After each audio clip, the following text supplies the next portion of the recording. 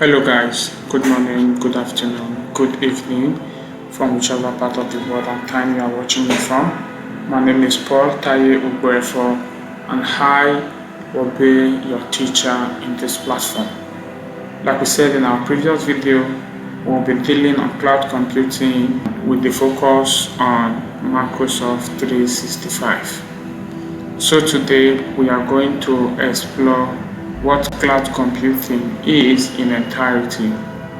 And don't forget, like we said before, that in this platform we will be using some of Microsoft documentaries, expert documentaries, as well as some of the documents that I will be preparing and the ones that I've prepared for the purpose of learning here. So guys, today I bring about cloud computing origin and history, what cloud computing is versus the on-premises, the deployment model and the service model. Then we have a take-home assignment as we go through this class. So guys, what is cloud computing and what is the origin of cloud? So we are going to start from the origin of cloud and how it comes about to this moment. So we used to know before now, like I was having a conversation with one of my leaders who do not in this field, an advanced man who was telling me about the history of computer in their own time. He said, and I quote, "Computer was a very big element stored in a room that when it needs to be transported from one place to the other, you would need a truck to move it.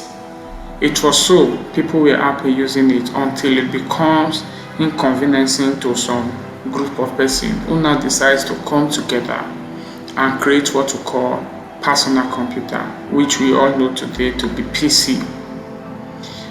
Now we have this PC which was implemented by organization to be using to run their day-to-day businesses. And this organization have computers like this, like we are seeing on my screen right now. We have user 1, we have user 2, we have user 3, 4, 5, let's say we have 99. Now you may have 99 employees in an organization and you want all of them to be using computer, and this was how it was being done. And as you see, these computers are standing alone, independently, right? That what is being done here cannot be talked about or traced by what is being done here. They don't have any connection or relation together, right? Now if you need to send something from user 1 computer to user 2 computer, that is to say you will need something like a flash drive, for example, to do that transfer. And when you need to probably advertise something for the company, or probably the company is having an event coming up and you need to pass information across, that is to say you have to be coming from one system to the other, from one system to the other, to implement whatsoever that will be needed of these employees to use for that program. And now you see these two guys here, maybe they are the only two IT guys in this organization. That is to say they will be moving from one computer to the other, troubleshooting and resolving issues when the needs arise. And of course, like we know, the need will always be there. Just as we see the channeling of these lines to them, these guys will get exhausted from moving from one desk to the other. They became tired. Then an idea came up again. Now how about we come up with a permanent computer where all these computers will be connected, right? And that is what comes about a server. Now, group of people come together, build a server, which is called the on-premise. This is a server. So inside this server, we have a domain controller. And in this domain controller, inside of it, we have a pool. Now this domain controller connects all these users by a common domain. For example, we have gmail.com. Now, if I'm using Paul at gmail.com as user 1, and user 2 is using Taye at gmail.com, that means we have something in common and we can easily interact using that channel. That is what the control and domain controller does, right? Now, what does this pool do? Look at user 99. If I am user 99, for example, and I am ogborefo at gmail.com, and I want to log in, I come to my computer and I say paul at gmail.com. Sorry, ogborefo at gmail.com. Now this username that I've entered would come to this pool to inquire if I am a user in this organization. That is what we call authentication. Now, when it is authenticated and it's approved that yes, we recognize this person as our user in the organization, then it will now send a message back, what is your password? Then I will enter my password and it will go and check again. Yes, Paul said this is his password. Is it correct? If it is correct, then it authorizes me to log in into the organization. Now when I log in, something happens. It grants me access, right? It grants me access. Now there's what we call access level. This access level now depends on the permission I will be having in this organization, having logged in successfully. There's what we call server administration. There's what we call domain controller. There's what we call enterprise admin, global admin, and I can be ordinary user. It just want to confirm. It will now, grant me access based on my access level, which will now determine what I will be able to do in this organization. All right. Now, if you check this line, these are what we call network connection. Network connection. When we say network, we are not talking about our mobile data and all of that. Maybe we want to discuss this later in the future. Now, these systems are being connected together by this server. Everything we do here are being stored in this server. And if there is an IT guy who needs to be troubleshooting issues on all of this computer, doesn't need to be walking around from one to another. You see that the work has now been streamlined for these IT guys and also for the users, in the sense that they can seamlessly send documents and anything of kind to one another without the need of Flash or whatever. They can easily do that using their domain, using the server access based on their access level. They share information. They share information by the use of this domain controller installed on this server. Now the IT guy responsibility is to be checking on this server to know, to troubleshoot whatsoever that is needed of these users. Having said so, what is even this authorization and authentication? Like we have here, we'll be discussing on this throughout this lecture. These are what we'll be discussing about now. Authentication. Authentication is the process of verifying the identity of a user or system. It ensures that the person or entity accessing a resource is indeed who they claim to be. Common authentication methods include password, biometrics such as fingerprints or face recognition, and multi-factor authentication.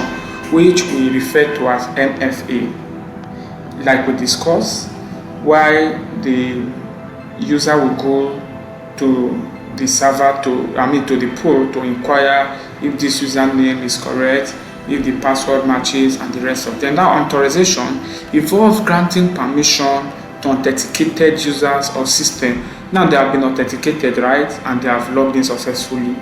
Now this authorization now involves granting access, like we discussed.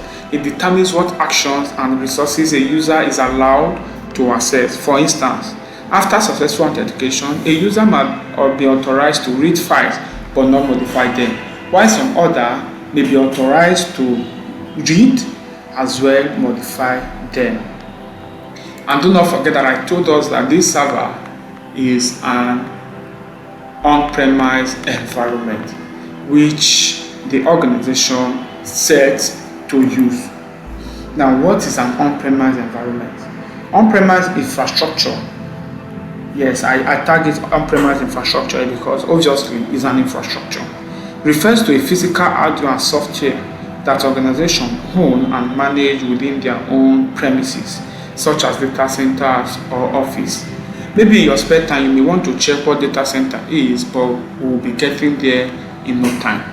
Alright, now this on-premise, like we discussed here, is a computer. It could be hardware or software.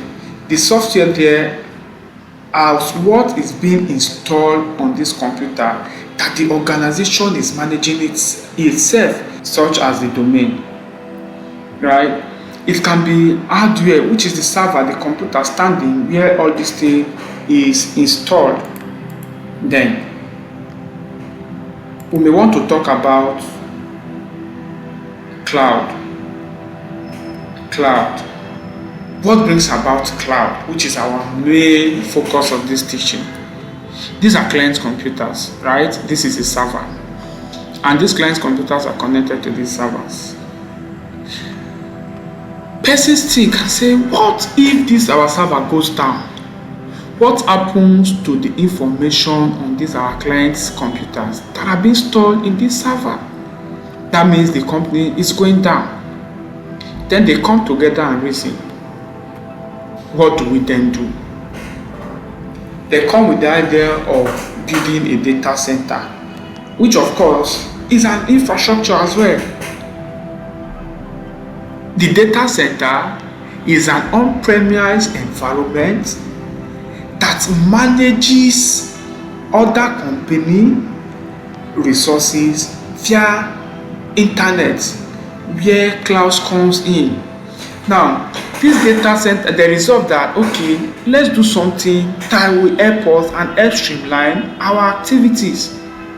Now, they come about building a data center where computers are as well installed. They are hardware. Now, we'll talk about cloud computing. Cloud infrastructure. Yes, cloud computing, of course. Cloud infrastructure or cloud computing refers to a service and resource provided over the internet by cloud service providers, CSPs. It encompasses virtual server, storage, database, networking, and other computing resources that are scalable, flexible, and accessible remotely. We were talking about how they were transiting from servers, which is on-premises environment, to what we have as cloud environments. Now, this cloud, there is a data center somewhere where they manages all the resources of other company that, take note, that are using their services. Now, group of persons comes together to say, okay, let us do this. So, in case we have issues with our on-premise, our company should not fold up. Cloud service providers are these guys that manages this data center, and their resources are being accessible with the use of internet, which is the cloud itself. Now, examples of some of the cloud computing and cloud service providers are Amazon. We have Microsoft, we have Google, we have Oracle, we have a lot of them. Now, companies Company 1 tried, it worked. Company 2 tried, it worked. Company 3 tried. And that is how we have loads and tons of companies that are making use of these products, and they are being efficient and more productive. We talked about client computers. These are devices such as laptop, desktop, or mobile phone that interact with servers or services. They request information from servers such as web page and displays it to the user. Like we talked about here, these client computers request information from this server and it will be displayed to them what they have requested of. Now in this case, company request for instruction or information from this data center over the internet, and it will be displayed to them for them to use. Then we have servers computers. Servers computer provide service or resource to client computers. They handle requests, process data, and store information. Examples include web servers, database servers, and application servers. Don't forget, when we talk about client computers, requesting for authentication and authorization from the servers, and the server in turn grant access to them upon authentication.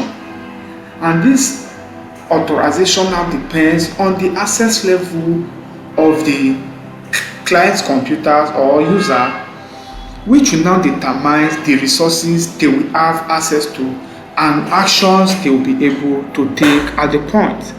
And we talk about cloud service provider, CSP. A cloud service provider, CSP, is a company that offers cloud computing services to organization and individual. Examples are Microsoft Azure, Amazon, and Google Cloud. We have a lot more. Then there's what we call SLA, Service Level Agreement. An SLA is a formal contract between a service provider and the cloud and the customer that defines the expected level of service performance metrics and responsibilities of each party. For example, the cloud service provider has assured the client or customer that in a year you will have, you can't have more than 10 hours of downtime. That is guaranteeing you 100 or almost 100% of reliability. Then they have what we call security and compliance. They will assure you that your information, your data are safe with us regardless. It is secured and can only be accessed by those people that have been granted access level to access them. They assure you of almost 100% of securing your document. In this case now, you see that reliability is there, security is there, which are key points to any business. Now we have some of the examples that are listed here. It says this SLA covers services such as Azure, Dynamics 365, Office 365, and Intune. This is talking about Microsoft 365 strictly. It outlines the guaranteed uptime percentage, e.g. 99.9%, and connectivity expectation. You can find the document, the most recent version in English for May 2024 year. I'll be dropping this document in the comment section. You can go there, click on it, and read more about this. Okay. Remember that SLAs can vary based on the specific service and business needs. We have a link right here that can be used to access those resources. Now, at your downtime, to be sure that you are flowing and following me, you may want to take time to read about this and share your opinion on the comment section. You can even message me directly. I will be dropping my email address as well to inquire more if there are areas you need clarification on. Don't forget that I told us that as we go on, we'll be talking about our take-home assignment, cloud computing. We have cloud computing. What is cloud computing? The term cloud can indeed be misleading, especially when it interprets literally, for those that may want to interpret it literally, right? Now, cloud computing means using computer resources like servers and storage over the internet. The internet here is the cloud we are talking about. You can't talk about cloud computing and take away internet. Provided you have your internet, regardless of where you are, you have access to your resources. Instead of having your own servers at home or in the office, like the on-premises environment that we showed earlier on, you use remote servers provided by companies like Microsoft, Amazon, or Google. Now, why cloud? The word cloud is metaphor. It doesn't mean a real cloud in the sky. Interpret the idea of accessing service and data through the internet, which is like a big visible cloud connecting everything. We have the benefits. Cloud computing makes things easier.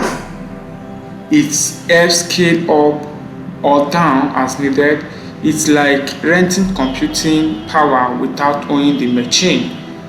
It provides seamless service without the need to worry about maintaining hardware. It's like having a virtual IT team handling everything behind the scenes. You don't just need to. Now, let's even talk about the advantage and disadvantage, or advantage of cloud computing compared to that of on-premise.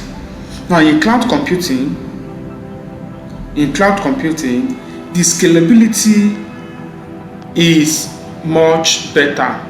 You pay as you go. The more you use, the more you pay. The less you use, the less you pay. You pay for the service you want to access, right? While in on-premise, the scalability is always going high because you have to, maintain the server, maintain where it is being installed. In fact, the cost of maintenance is always high. Whether you use it or not, the scalability is always going high. All right. Now we talk about storage. You see space, the space that your server will take on an on-premise environment is not necessary. You don't need to worry about the space. You don't need to worry about the security. What if there is fire outbreak? No. You have people who worries about all of this when you use cloud for you. Your own is just to have your internet connection, go in there, access what you want to access, pay for your service, and you go out.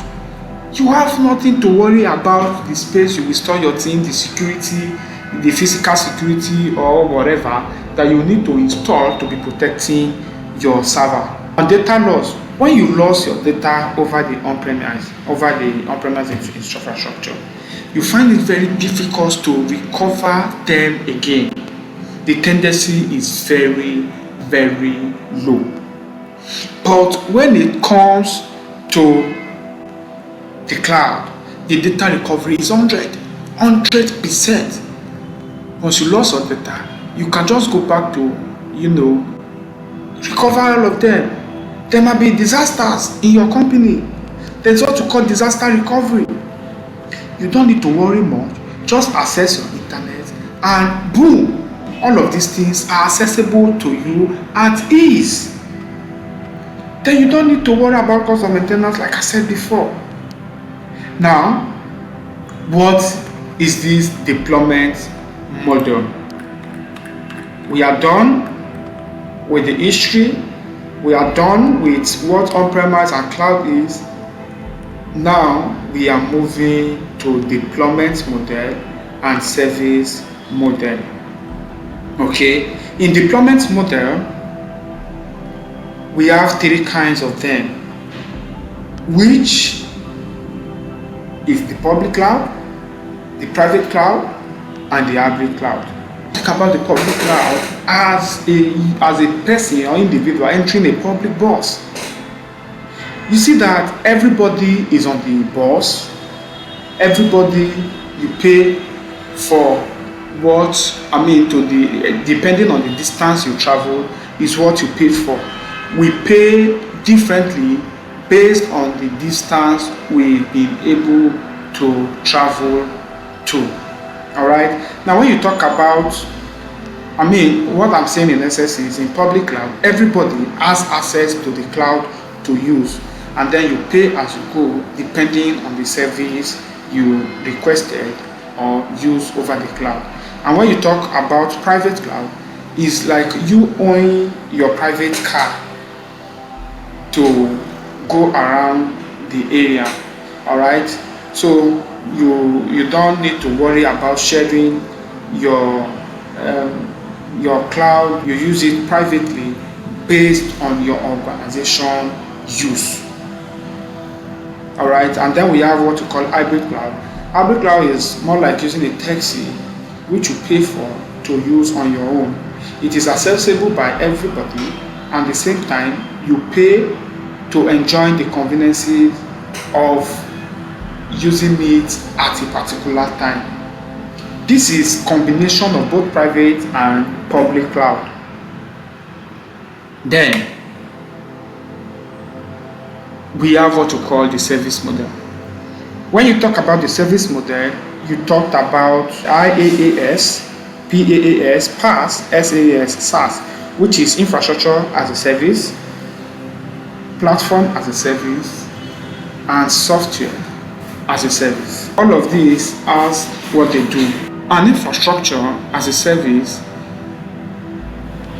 is more like the data centers managing some of your resources for you, where you store your things and you use their machines visually, their servers, their storage, and their networking.